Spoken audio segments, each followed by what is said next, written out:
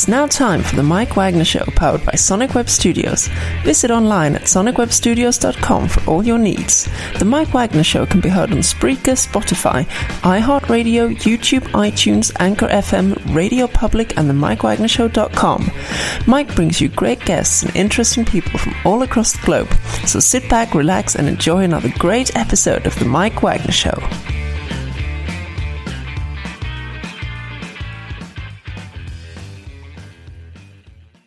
Hey everybody, it's Mike from the Mike Wagner Show, powered by Sonic Web Studios. Visit online at sonicwebstudios.com for all your needs. Look at a professional website without breaking your budget. Sonic Web Studios is the answer.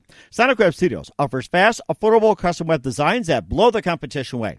Call today, 1-800-303-3960. That's 1-800-303-3960. Or email to support@sonicwebstudios.com. Mention the Mike Wagner Show. Get 10% off your first order. Sonic Web Studios. Take your image to the next level. Also, the Mike Wagner Show can be heard on the MikeWagnerShow.com. You can check our Facebook page at facebook.com/the Mike Wagner Show. You can download and listen on Facebook, SoundCloud, Spreaker, Spotify, and iHeartRadio. Also on Anchor FM, Radio Public, iTunes, Google Play, Apple, and over 25 podcast platforms. Take the Mike Wagner Show with you on any mobile device. Subscribe to the Mike Wagner Show on the YouTube channel. Also follow the Mike Wagner Show on Instagram and Twitter today. We're here with a very, very aspiring writer, leader, a true power force. She's an investor, poet, songwriter, author, and she's got a book out on Amazon called A Candid Air. And she's also got several books out as well, too. So this is just an amazing. She's a candid aim, actually, so I do correct myself. And she's out of outside the Detroit area. And just a true force. She's up and coming. And I have to say this. She's embarking on a new journey. And just enjoy the time of your life. So, ladies and gentlemen, live from outside Detroit, investor, poet, songwriter, author, and more. And feel free to add as well, too, Aida Mandic. Aida, good morning, good afternoon, good evening. Thanks for joining us today. Thank you so much, Mike. Thank you. That was a lovely introduction. I feel very blessed. Thank you. Well, that's very good to hear. So you have a book called A Candid Aim, which is on Amazon, and it's about books about poems and songs about being able to reach your dreams, go against the grain. Now you're an author, you're also an investor, a poet, a songwriter, and you've also got a lot of things up your sleeve. And before we get into all that, tell us how you got first started. Well, okay, so actually, an interesting fact about me. So, I used to be a refugee and immigrant, and, the United States was, it came after a period of, many countries that I lived in. So, for example, I was born in Bosnia and Herzegovina, and a war broke out there, a genocide from 1992 to 1996. Mm-hmm. I was born at the end of 1990, which means I was still in diapers when, chaos broke out. And my family was forced to flee the country. My father was shot by a sniper in his ankle. He survived, but to this day he has permanent bone infection because of that. Mm-hmm. And so the war had a profound impact on me. And we lived all over the world because of this war. So I lived in, I lived in Croatia. I lived in a refugee camp in the Czech Republic. I lived in Paris, France, in the 16th arrondissement, because Paris is broken up into arrondissements. They're like segments, basically. And that was an area where, really important and influential people lived. And I happened to be staying there. And the reason behind that was because my aunt and her two children, they stayed with my mom and I in the refugee camp in the Czech Republic, and then she contacted a French journalist and photographer, his wife, actually. They're a couple, and she met them during the 1984 Winter Olympics in Sarajevo. Sarajevo is the capital of Bosnia and Herzegovina, and she contacted them, and she's like, "You got to get us out of here, because we're all gonna die, basically, if you don't get us out of here." And because that's the thing with, refugees. And this is something I talk about in the book, extensively about my experience. If it's basically, it's illegal for you to die, and it's illegal for you to live. And what I mean by that is if you try to escape the camp, it's illegal. But it's legal for you to get shipped back into the country that you fled from. Therefore, you're in danger of dying, right? So, and so she told him this, and then he, did a lot of things which are ethically right, legally wrong. And, he contacted a lot of people, and he managed to get us out. So we lived in Paris, and then we relocated from Paris to Malaysia because my mother tried applying to a lot of countries while my father is still in a hospital, in Bosnia and everything. And they were separated for some period of time, not knowing whether, whether we're alive or whether he's alive. So nobody has contact with the other side. And we ended up living in Malaysia for 4 years, 1993 to 1997. And then I came to the United States at the ripe old age of 7. Wow. And so I wrote about that extensively in my book. And actually something that I want to really emphasize is I think that my experiences helped me to become a very creative person. I think that they should probably, I don't know, what studies have been done about creativity and neuroscience, the pathways of the mind, idea generation. But I do think that not just relocating from place to place, but I think a certain amount of maybe intensity within the span of, your experiences, I think that does lead to growth that's necessary for producing a lot of creativity. So I can't say, I'm not so quick to judge and say, oh, that, that's so tragic or that's so sad, so, and that's helped me in my work. And so anyways, I made a company, this is, going down the line, well past, the age of 7, but, I made a company called SearchKey. SearchKey.us. You can find it online, and it's an education technology platform and database. It equips students with the necessary tools and resources to make their academic and financial goals a reality. And we help to solve, the gigantic, $1.5 trillion student loan debt crisis. We don't solve it. We help to solve it. I do want to clarify that. And when I was 13, something that led to the creation of that company. That's why I'm going in chronological order. I made the Detroit Youth for Anti-Bullying program when I was 13, and I also made the Bosnian Youth Tutoring program when I was 13. And I was the president and founder. I single-handedly mentored over 500 Bosnian children from the ages of 13 to 22. Literally all by myself. I made the entire, curriculum, everything. I taught them math, English, history, computer science, you name it, basically. Just any subject at all. I taught them that, while, going to school and making sure, I'm getting, straight A's and, working hard. And then I went to many schools in the Detroit area. I don't even know. I'm sure I've surpassed at least 1,500 kids. Just going to different schools and presenting PowerPoint slides on bullying and why it should stop and the harm that comes from it, both for the victim and the bully themselves. So both sides were addressed. And so I got involved in leadership and public speaking and being a motivational speaker. And what I at the age of 13, I decided I have to really think about how am I going to pay for my education, and that really led into the creation of SearchKey down the line.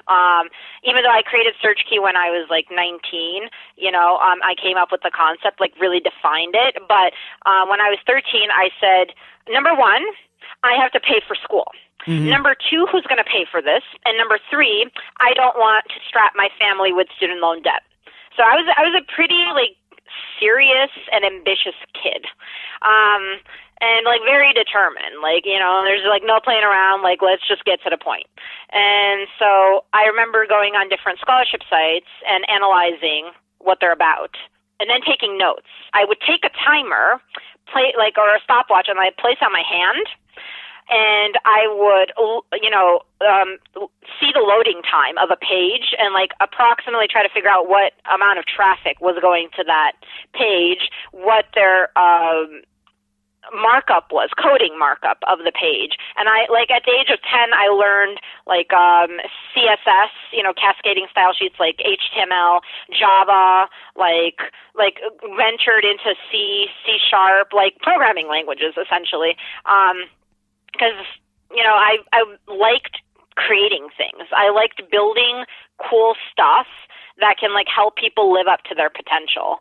And that was just like a really big passion of mine, basically my whole life. So there are lots of things that I do, but I do want to give credit to my background, not just like actual things I created, because I think you have to be influenced by events in a certain way, experiences, and then they help sculpt your mind to be able to recognize needs that need to be met and how to quickly figure out like pain points, like what, you know, gets at people, and then like how can you solve it. And that's really what an entrepreneur does, you know?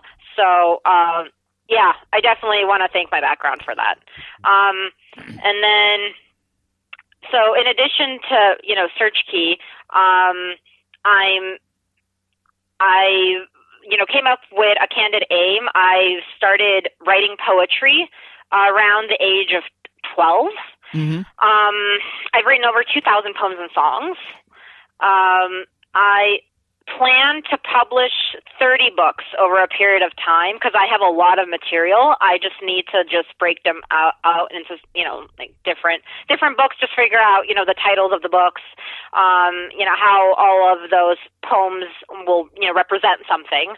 And this year I'm, you know, planning to publish 3 books. Wow. I like to draw a lot.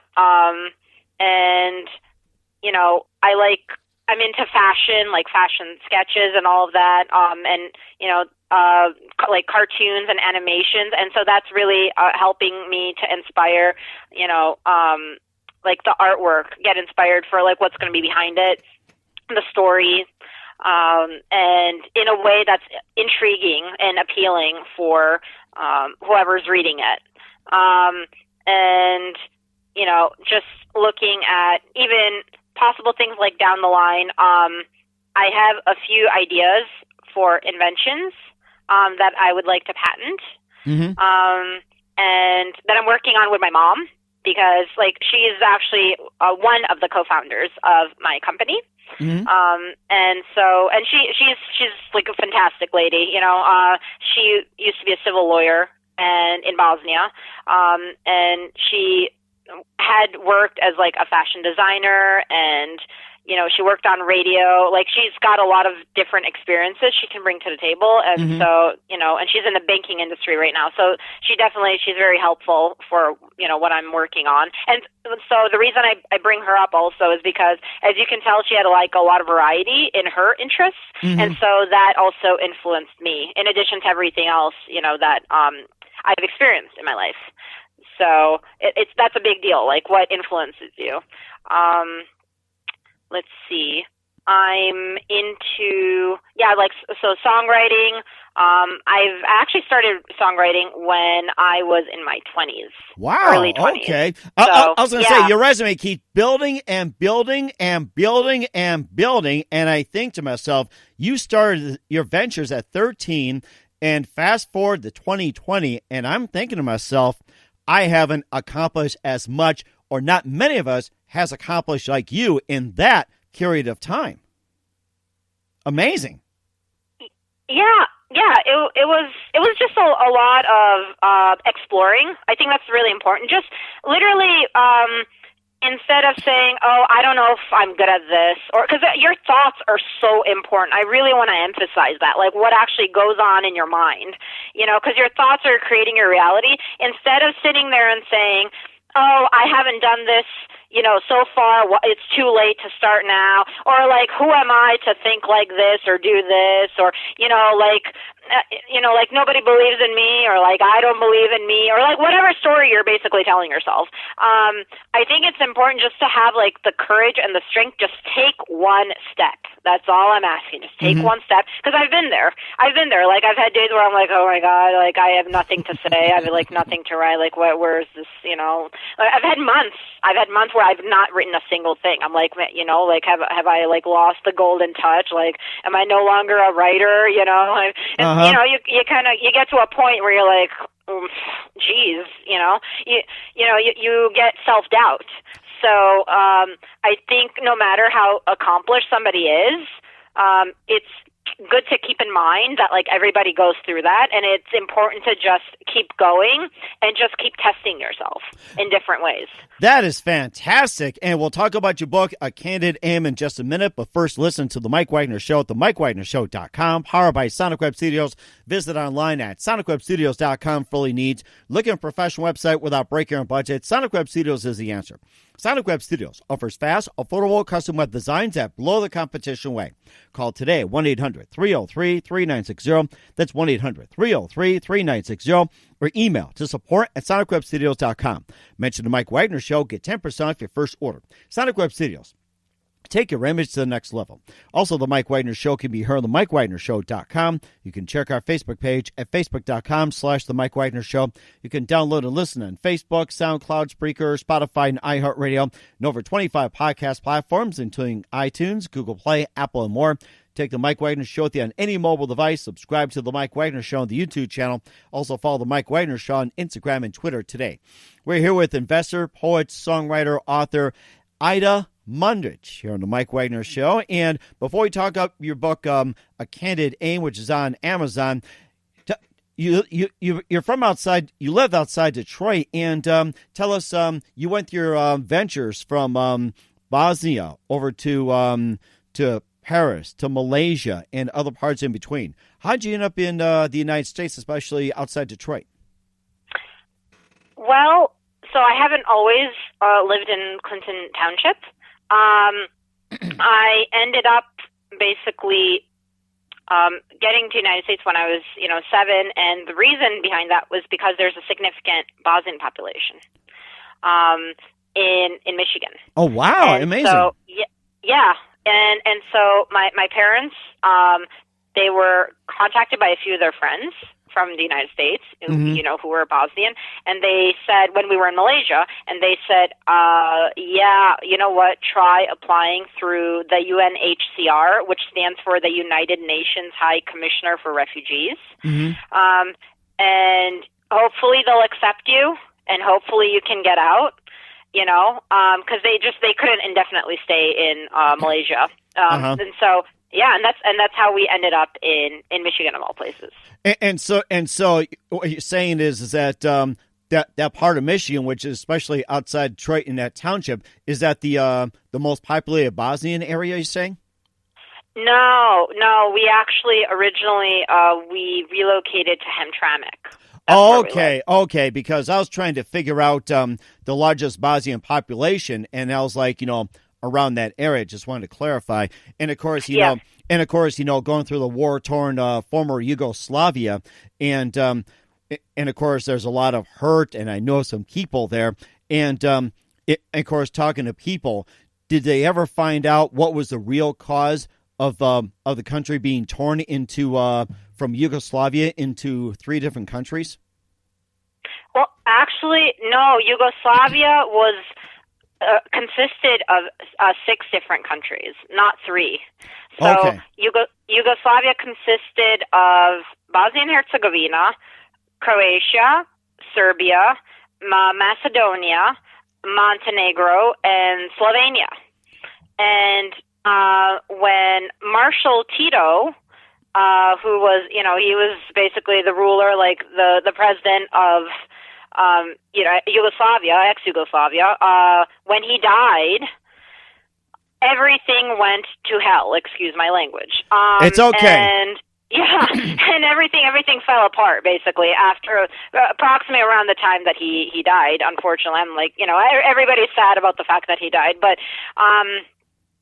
he kept the country together, really, and he kept people from killing each other. That's like the most important thing. And so, one of the reasons, and I do have to emphasize, the Western press like to say that the war in Bosnia and Herzegovina was a civil war, and that was not the case at all. That's completely an inaccurate representation of what was going on. And it's just, they didn't know what they were talking about. And it was basically, because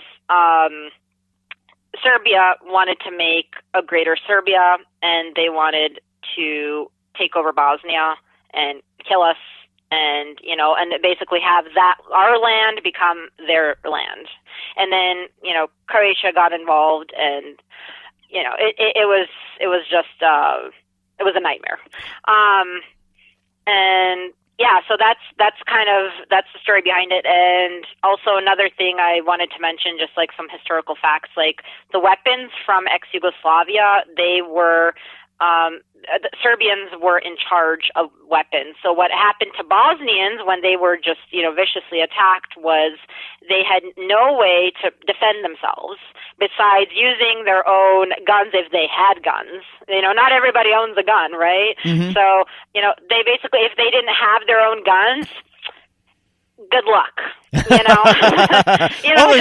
take a rock or something. No, really. I was going to say, unless they have a slingshot or a knife or a fist, or maybe can spit. That's about it. Or kick. That's about it. Yes, they had artillery. They had snipers and all of that, and so it was just a total lack of protection. We had to make a makeshift army. We had no army whatsoever. We had no official army. That's something a lot of people don't know, and so. And the United States got involved. Bill Clinton was president at the time.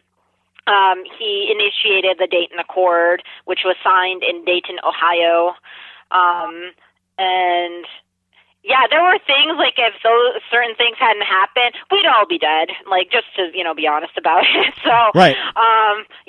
It was, and I do have to say the 90s were a very intense time in terms of war, because while genocide was occurring in Bosnia and Herzegovina, there was also genocide in Rwanda. So like throughout the world, like the 90s were just a vicious decade. So, in terms of politics and, geopolitics and all of that. So, yeah, a lot of, it was, and the war in Bosnia was actually, since World War II, that was like the most intense war, just like, yeah. Wow. Definitely horrifying. I was going to say, sounds like a giant cesspool, and of course, of course, what percentage would you say had suffered also from PTSD, especially from the effects of what happened, especially with your dad being shot in the ankle and being separated? And of course, PTSD is obviously a big issue as well, too. Yeah, absolutely. Oh, I don't know the statistics behind that, because the thing is, PTSD is a joke compared to what some people have, gone through, where there are worse things. Like, there are people that have literally gone insane. Just because they lost everything, the amount of mental pain, from, it wasn't just murder, it was rape, and rape didn't happen to just women, it happened to children and to babies. And so like things, and there are many things like they don't get talked about. And people that they just kind of like, even if they went through it, they kind of like push it under the covers because they're too embarrassed and ashamed, even though they have nothing to be ashamed about or embarrassed about. It's not their fault. But, so I can only imagine the amount of people, I would say millions, honestly, because if you remember things that happened to you, like if you're running away from a bomb, or like that's going to leave a permanent impact on you. Like even if you were there for only a short period of time. And I also do want to add, war doesn't end just when, the last bullet stops, the last bomb is dropped. That's not when the war ends, because how many families were ripped apart, people divorced because they couldn't take, in everything that happened, and kids becoming violent maybe because, they don't know how to express the emotions that they went through. Maybe they become depressed. Maybe they become suicidal. Maybe they, there's so many factors that come into play in terms of the formation of personality. And so this is something that's just not talked about. When you see a war in general on TV, it's happening in the news, you think, oh, that's it. I'm seeing a lot of images, and then you flip the channel, but you're like, oh, that happened, right? And then people will move on, but that's not the case. It stays in for generations, and becomes a part of the culture. It impacts employment. To this day, Bosnia has a extraordinarily complicated political system. Really?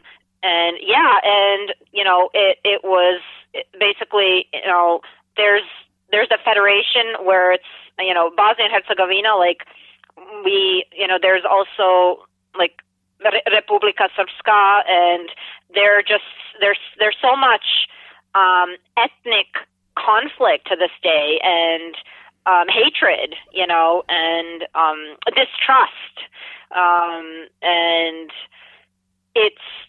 it's a mess. Mm-hmm. It's really a mess. And so it's amazing to look at all of that and just think about how many lives have been affected and how long it takes to process, to heal. And then even to this day, it's not solved. The situation's still not solved. It's just the only thing that's, happening is there's no war currently, but that doesn't mean that the situation is solved. And so, I just, my heart goes out to anybody that's been affected by, what happened in Bosnia, and anybody that's experienced war or genocide or social injustice of any kind, because it's terrifying. Mm-hmm. Absolutely terrifying. Right. So, and I want to add, when I even came to the United States as an immigrant, I faced a lot of discrimination, and so did my parents, and a lot of just being feeling like an outsider, the new kid, because I was constantly changing countries, and so. When you speak multiple languages, people just I remember them just looking at me really weird, how do you know that? Where did you come from? And all of that. And I think it's really hard to adapt to a different culture in general. I think that's really difficult. Cause it's not just about learning the language. You have to think about how people behave, how they think, how they work, how they play, how they bond. There are so many things that go into that. And so, and I think that gave me a lot of richness of a wealth, experience, and material to work with, and in terms of being able to understand people, and also being able to address social issues, and for my work, for my writing, my creative writing, as well as coming up with characters, cause I'm working on a script, and I'm talking up in it's I want it to be made into a movie, and I'm addressing, what happened in the war, the Bosnian War. And so, that definitely had a big impact on me. And something else I wanted to add, even as CEO of SearchKey, I could understand, when I was looking up education funding opportunities for students, I noticed a lot of scholarship organizations and foundations, they would only focus on maybe certain countries, and it wasn't really, or maybe it was just one country, and it wasn't international really, to where pretty much anybody could apply, or where scholarship websites, they didn't offer things for the international, global community. And that, I think my experiences helped me to be very globally oriented. So I'm always looking at like how diversity helps with coming up with more like opportunities and resources and just ideas in general. So, yeah. And a lot of things, too. And we'll talk about your book, A Candid Aim, in just a minute. But first, listen to The Mike Wagner Show at themikewagnershow.com, powered by Sonic Web Studios. Visit online at sonicwebstudios.com for all your needs. Look at a professional website without breaking your budget. Sonic Web Studios is the answer. Sonic Web Studios offers fast, affordable custom web designs at below the competition way. Call today at 1-800-303-3960. That's 1-800-303-3960. Or email to support@sonicwebstudios.com. Mention the Mike Wagner Show. Get 10% off your first order. Sonic Web Studios. Take your image to the next level. Also, the Mike Wagner Show can be heard on MikeWagnerShow.com. You can check our Facebook page at Facebook.com/The Mike Wagner Show. You can download and listen on Facebook, SoundCloud, Spreaker, Spotify, and iHeartRadio, over 25 podcast platforms. Take the Mike Wagner Show with you on any mobile device. Subscribe to the Mike Wagner Show on the YouTube channel. Also follow the Mike Wagner Show on Instagram and Twitter today. We're here with investor, poet, songwriter, author Aida Mandic, who's came from Bosnia, Herzegovina, former Yugoslavian Republic, and living outside Detroit, Michigan, here on the Mike Wagner Show. And she started an anti-bullying program in Detroit. Also, inventor of SearchKey.us. And we're here to talk about her book on Amazon called A Candid Aim. And she also written other books, but this is the big one. And let's talk about the book, A Candid Aim, and tell us how you got started and tell us all about the book. Yeah, for sure. Well, I just addressed things that I went through growing up. Changing different countries, cultures, languages. Like by the age of 5, I spoke 5 languages. Wow, amazing! Can you go ahead and maybe just give us an example about maybe give us a sentence or two in some of those languages? Yeah, I can, like, for example. So let's see. I can say "Zdravo, kak se zoveš?" Kako ti dan prolazi? Parlez-vous français?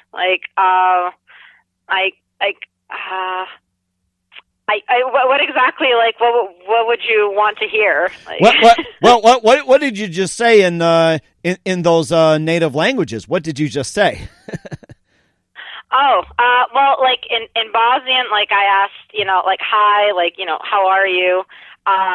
And then in French, like I'm asking you, like, do you speak French? But I do want to say when I came to the United States, I didn't have the chance to really speak to people in those languages. And over time, it was basically I lost like native like fluency because I had nobody to talk to that understood those languages. Absolutely nobody. Nobody spoke those languages. Like I knew Bosnian, English, Malay, Czech, and French. Oh wow! Okay. And so and so there's absolutely never met anybody that's from Malaysia while in the United States. Didn't meet anybody from Czech Republic really, or anybody from France. But so that's just that was me. Doing just a lot of research on my own and just like from university, looking in books. But yeah, I lost out most of it when I came here because after years and years of living here, because nobody knew what I was saying. And of course now you got Facebook and you can recapture that. And of course the book, A Candid Aim, it's poems and songs about able to reach your dreams, goes against the grain, and just stories and a little bit more about A Candid Aim. And of course, I apologize for getting a little off track. And I just find it interesting about learning about different languages, and A Candid Aim just encourages people to really reach out more. Yeah, and I think an important thing is to share your story, and share experiences you've gone through, even if you are put in a place of vulnerability, or you're just afraid to talk about it, or you think that there might be backlash. I think it's important to speak your truth, and if somebody doesn't agree with it, then okay, but I mean, they can't tell you that's not, that's something that you haven't lived through when you live through it, and that's how you experienced it, and that's what, you feel about it. And I think it's also important that, like, in society, we tend to run away from negativity and negative feelings, but I think there's power in not only addressing them, but using them to motivate you, and also to help you understand that there's a bigger, spectrum of life out there than just like always just going after being happy. Right, exactly. So, and I think that's not a good way to go about things. Because if you're just running after happy, you're kind of setting up yourself in a situation, a box, where anything that doesn't fit into an idealistic view of what happiness is basically results you in feeling miserable. And I don't think that's the right way to go about things. That's my 2 cents. Uh-huh. So. And of course, where can one find a candid aim at? Amazon. Just literally go on Amazon.com, at the very top in, the search bar, and type in a candid aim, like A space CANDID space AIM. And it's an anagram of my name. I tried to be clever about it because my name is Aida Mandic, and it has 10 letters. And if you rearrange the letters, you get a candid aim. Huh, that's interesting. I like that. And, of course, you also got several other books as well, too, and tell us about some of those other books you've written. So I was a featured author in Poetry Cosmos, and on Instagram I won a contest on their Instagram, and they're like, oh, well, as a gift for that, you can be featured in our book, and we can, publish some of your songs in there. And so I'm also featured in that. And then in addition to that, I'm publishing 3 books this year, and I plan to publish many more, like in total 30. It's a question of like timing and, in increments, like how many do I publish at a time. So. Wow, and we're looking forward to that as well, too, in 2020. And who are some of your favorite authors and writers growing up? Oh, gosh, so many. That's a great question. I really like Emily Dickinson. Mm-hmm. She was my favorite in high school. I like William Blake, Lord Byron, Percy Shelley, John Keats, who else at the top of my head? I like a lot of authors from like the 1800s. I would say that's like my favorite time in history, and I don't know why. I guess mostly because of like the romantic poetry. And when I say romantic, I don't mean just like, we're talking about love. I mean like they looked at the world through a bit, more like sweetness, and like admiration. There was gratitude, a lot of gratitude in their writing during that time period. So yeah, basically, and I would say I was influenced by Bosnian writers, British, and American. I really like people who like just speak with an open mind, and question, like they're like rebellious about it. They're rebellious and they're not afraid, even if they get attacked. Even if they're not popular. I'm into Langston Hughes. He was really cool. I was influenced like by the Harlem Renaissance, and the Renaissance in general. Also, I want to add Italian. So like Leonardo Da Vinci. Mm-hmm. Like if I could talk to anybody at all in the history of the world that has, lived or died, I would want to talk to Leonardo Da Vinci. He was so cool to me. So yeah, and I was influenced by him in a lot of ways. And like Casanova, a lot of people know Casanova as a womanizer. Uh-huh. What they don't know is that he had over, I think in the range of like 40 professions. And he he was a very talented, bright human being. And so, yeah, I like looking at different like centuries and analyzing how people lived and just piecing that together. Because then when you get influenced by it, and then people listen to it, they're like, wait a minute, this sounds totally eccentric. Like, where did you come up with that? Like, that's not something like you would hear nowadays. And that's because, you're getting influenced by somebody that lived like, 5 centuries ago, right? Oh my gosh. Yeah. And I think that's awesome. So, and I like combining things in that way, and they're just like, what is this? Like, we really need this nowadays, like this has been lost. I'm like, well, the reason it's been lost is because, it's been 5 centuries. Oh my goodness. I'm going back in time array. I don't need a time machine. Thank you very much. No, not at all. Not at all. So yeah, and I'm influenced a lot by directors, in addition to writers. So, and I look at screenplays. Like, for example, just because I'm writing a poem or song doesn't mean, it can't be influenced by a screenplay. So, and I think that's good to keep in mind. You don't have to just be limited because of,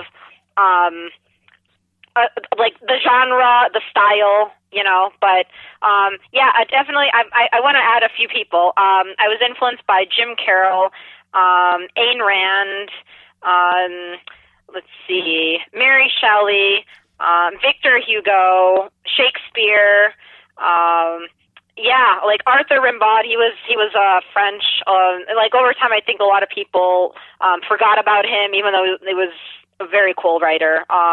Charles Bukowski, Isaac Asimov, Oscar Wilde.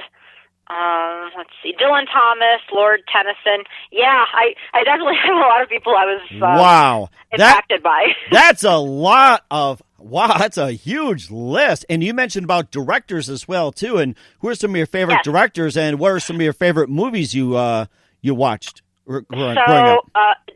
James Cameron, absolutely love the dude. He's so cool. Like Avatar, Titanic, like he beat himself, it's just like, I love his vision. He was so, determined and ambitious. That's really something admirable, about a human being. Like, I like people with ambition. Mm-hmm.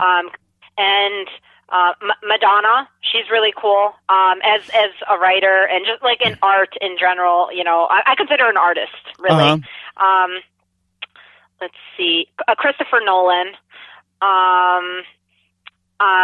Sofia Coppola, the Coppola family, actually, I want to add. They're really cool. Let's see, who else?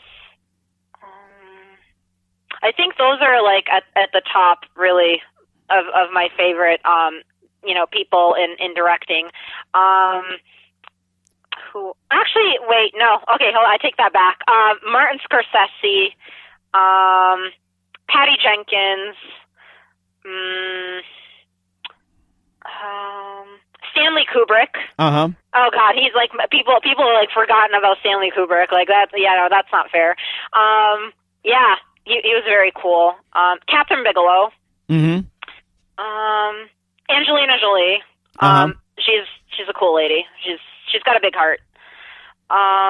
Yeah, those are a few of the people that definitely just had a nice, like, big impact on me. Steven Spielberg, like, yeah, and especially in my childhood, he really impacted me. Like, I remember just watching his movies and thinking, like, my God, wow. Like, the guy's got guts, like, really, like, to work that much on a movie, holy moly. Oh, amazing. My goodness. I mean, you've got a wealth of knowledge, and I'm learning a lot from you, Aida. I have to say this. And a couple of minutes here with Aida Mandic, investor, poet, songwriter, author, and also author of her latest book, A Candid Aim, here on the Mike Wagner Show. And just a couple more things. Who do you consider biggest influence in your career? That's a good question. Madonna. She had a big impact on me.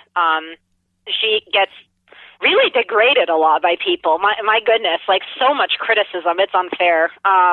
Because, like, for starters, I have to say, maybe, like if people don't agree with all her choices, that's fine. Like, you don't have to agree with everything. I mean, right. Everybody's got the right to be themselves, but she is so brave. I really have to give her credit. I rarely say that about somebody. It's really hard to earn my respect. And when it comes to to say, I don't go around throwing the word brave, just saying, that person's brave and left and right. I don't do that. I can think on one hand, the amount of people I've, thought of as wow, okay, that really takes a lot of guts. And yeah, she went to New York, she's from Michigan, and, we have some things in common, right? We're both from Michigan. Mm-hmm. She attended University of Michigan, Ann Arbor, that's, where I graduated from. And she went to New York, I think when she was 19, and she had nothing. She dropped out after 3 semesters. She had a dance scholarship. The dance scholarship ran out because it was only for 3 semesters. Oh my the moment goodness. it ran out, she's just like, that's it. I'm taking a plane ticket. It was the first time she ever took a plane, went on a plane. And she left behind her family. And she headed for, New York. She lived in an abandoned synagogue. She had no money. I mean, literally, above her, you can even find her on YouTube, people above her, I think they were, prostitutes, and, in the apartment building when she, finally lived in an apartment building, in, a little shoebox of a room. It was a room. Oh, and my literally, goodness. you open the door and you get to the bed. That's it. And there's, a window, and that's, and there were prostitutes above her, and below her were drug dealers. And, you're just, waiting to see, whether somebody's going to kill you. She washed her hair in a sink, and it was just cold water.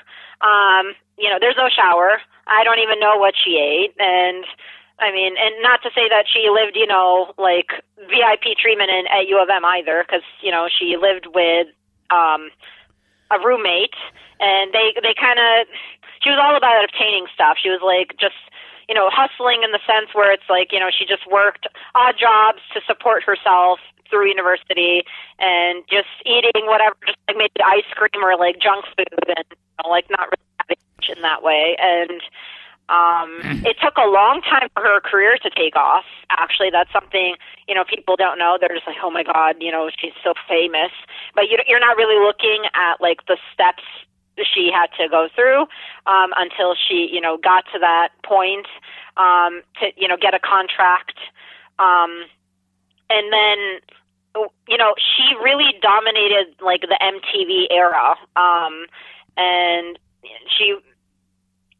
there were no really strong women at the time in music. I mean, she was influenced by Patti Smith and Debbie Harry from Blondie, and that was pretty much, that was it. She didn't have a lot in the way of, huge role models. She was influenced by Martha Graham. She was in dance.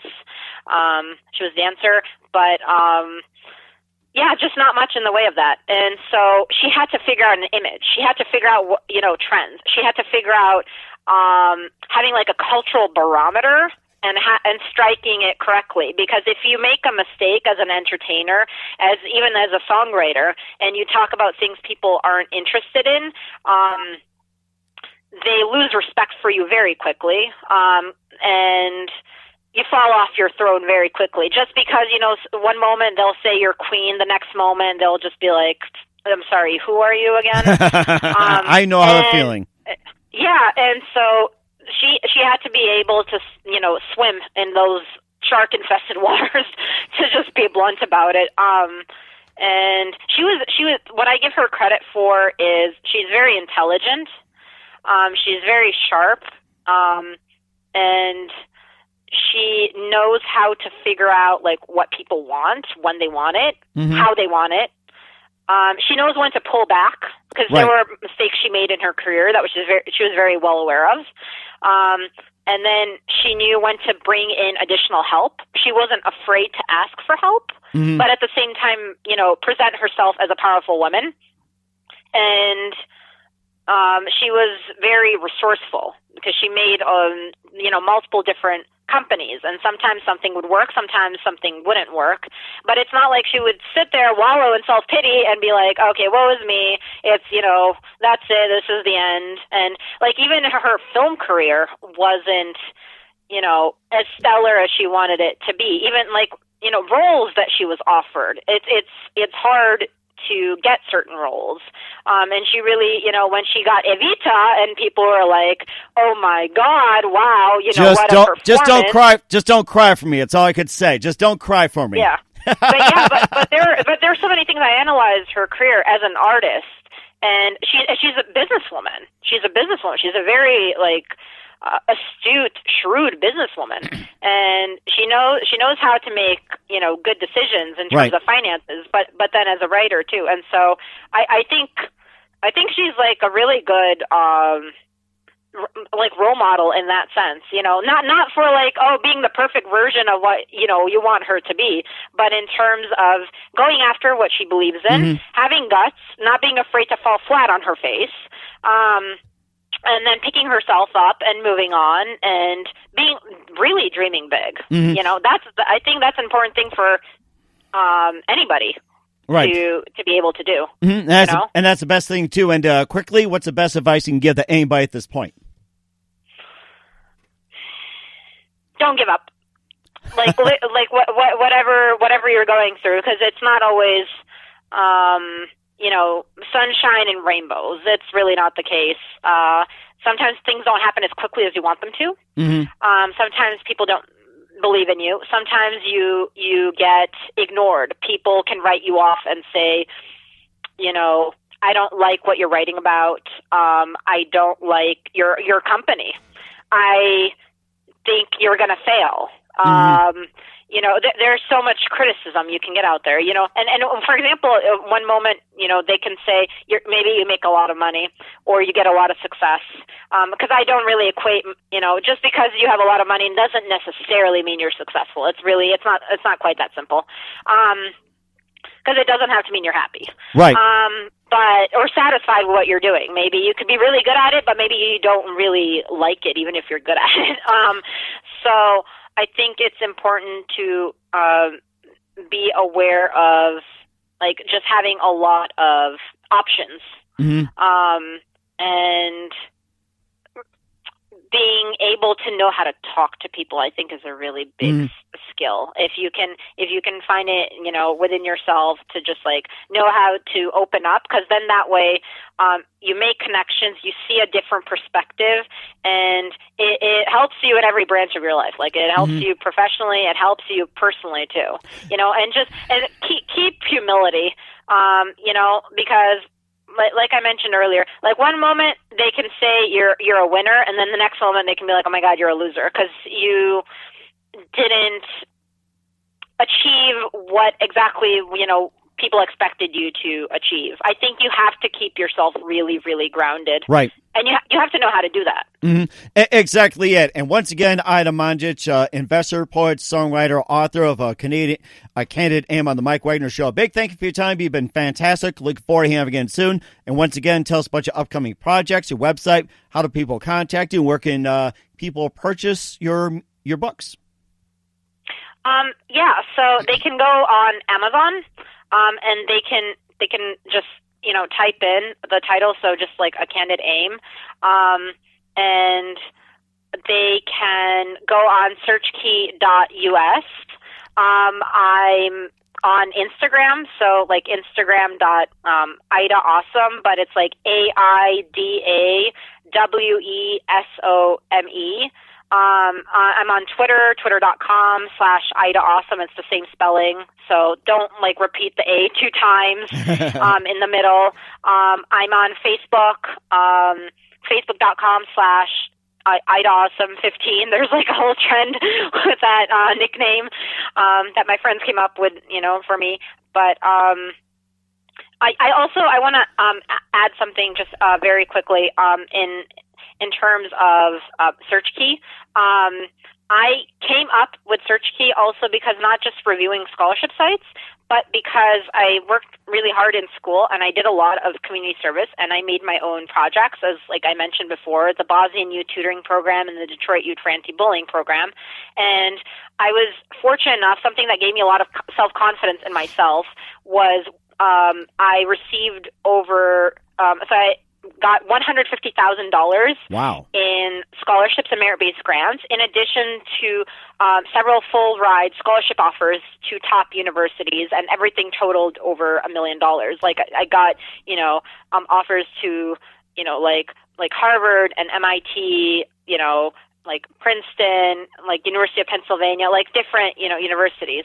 And so that really like opened my mind in terms of not being afraid to just question what's really needed, and to not be afraid to come up with search keys, like to make it, an actual website, and figure out, what other sites, don't offer, and then offer that, and in products and services. And something I want to mention also is in Search Key, we offer over 50 categories. We have that you can look up in terms of education funding. We have information on hackathons, cups, bowls, competitions, scholarships, fellowships, awards, grants, leadership seminars. We cover a lot of things. Like if you're good at sports, you can find something there. If you're a geek, like a programmer, you can find something. If you're an artist, you can find something. So, and that goes along with what I mentioned earlier about just creativity and, giving people, the chance to summarize their talents and, present themselves in an effective manner, when they navigate the college admissions process, when they apply to universities, and knowing how to do that. So. Okay, great. Okay, we'll talk more about that next time. We'd love to have you back on. Thank you very much, Aida. You've been fantastic. Looking forward to having you again soon. Do us a favor. Keep this update. Love you back on. Thank you. Thanks for listening to the Mike Wagner Show, powered by Sonic Web Studios. Visit online at sonicwebstudios.com for all your needs. The Mike Wagner Show can be heard on Spreaker, Spotify, iHeartRadio, iTunes, YouTube, Anchor FM, Radio Public, and themikewagnershow.com. Please support our program with your donations at themikewagnershow.com. Join us again next time for another great episode of The Mike Wagner Show.